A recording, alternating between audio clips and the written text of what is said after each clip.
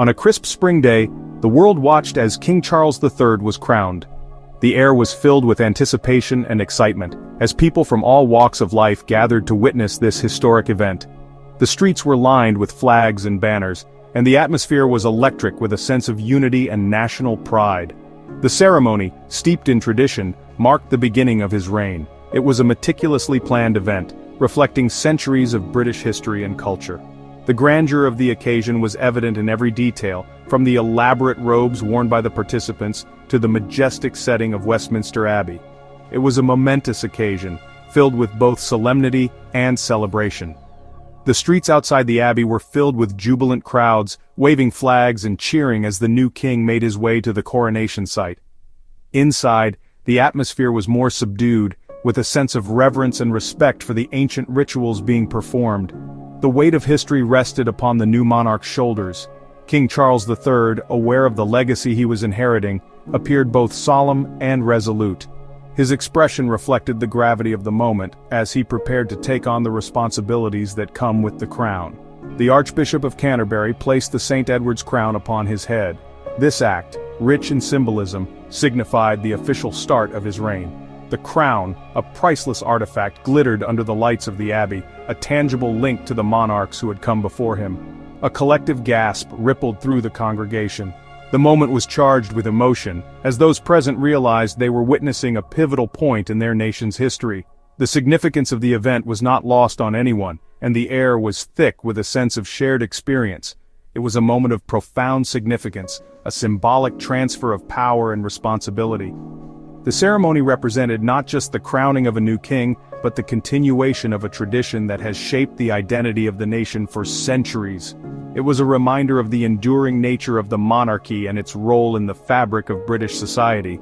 The king, visibly moved, looked out at his subjects. His eyes scanned the crowd, taking in the faces of those who had come to support him. There was a palpable connection between the monarch and his people, a shared understanding of the journey they were embarking on together. However, amidst the grandeur and pageantry, a note of discord emerged. Not everyone was in agreement about the significance of the event. Some viewed it as an outdated tradition, while others questioned the relevance of the monarchy in modern times. The differing opinions added a layer of complexity to the day's proceedings. The cost of the coronation, a staggering £72 million, sparked controversy and ignited a national debate. Critics argued that the money could have been better spent on public services, while supporters contended that the event was a necessary investment in national pride and unity. The debate highlighted the ongoing tension between tradition and progress, a theme that would continue to shape King Charles III's reign. The £72 million price tag for King Charles III's coronation raised eyebrows across the United Kingdom. This staggering amount, allocated for a single event, sparked a nationwide debate that went beyond mere numbers. At a time when many citizens were grappling with a cost of living crisis, the extravagance of the event felt jarring. Families were struggling to make ends meet, with some unable to afford basic necessities like food and heating. The stark contrast between the opulence of the coronation and the harsh realities faced by ordinary people was impossible to ignore. Questions arose about the necessity of such lavish spending. Was it right to pour millions into a ceremonial event when so many were suffering? Town halls and public forums buzzed with heated discussions as citizens voiced their concerns and frustrations. The debate wasn't just about money, it was about values and priorities. Some argued that the coronation was a vital investment in national identity and pride.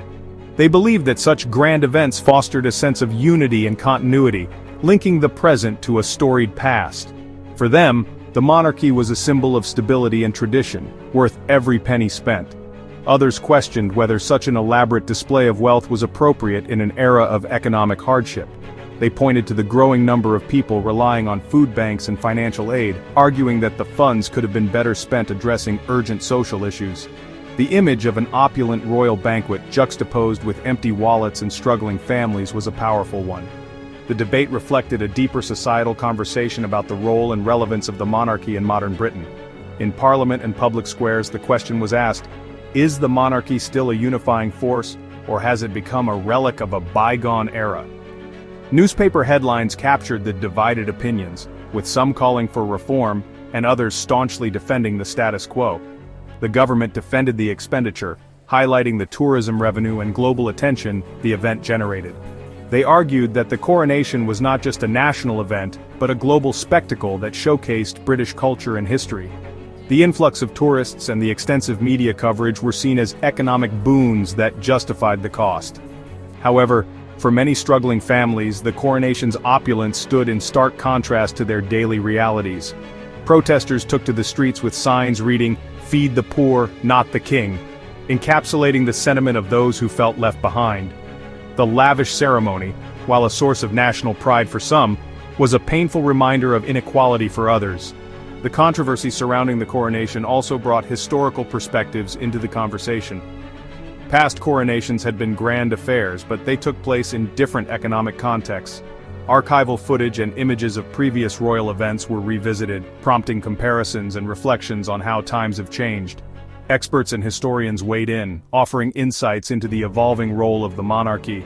Public opinion polls showed a nation divided, with some calling for modernization and others clinging to tradition. The future of the monarchy seemed uncertain, as it faced the challenge of remaining relevant in a rapidly changing world. Amidst the debate, grassroots movements and community support initiatives gained momentum.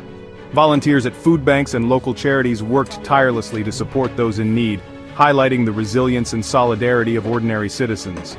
These efforts stood in stark contrast to the grandeur of the coronation, yet they represented a different kind of national pride. As the coronation drew to a close, the mixed reactions from the crowd underscored the complexity of the issue. For some, it was a day of celebration and national pride. For others, a reminder of the disparities that still exist. The price of pomp and circumstance, it seemed, was more than just financial. It was a reflection of the values and priorities of a nation at a crossroads. The £72 million cost of the coronation encompassed a range of expenses. The Department for Digital, Culture, Media and Sport allocated a significant portion of the budget to security, logistics, and ceremonial elements. Policing and crowd control measures accounted for a substantial sum. The intricate costumes, ornate decorations, and elaborate floral arrangements all contributed to the overall cost.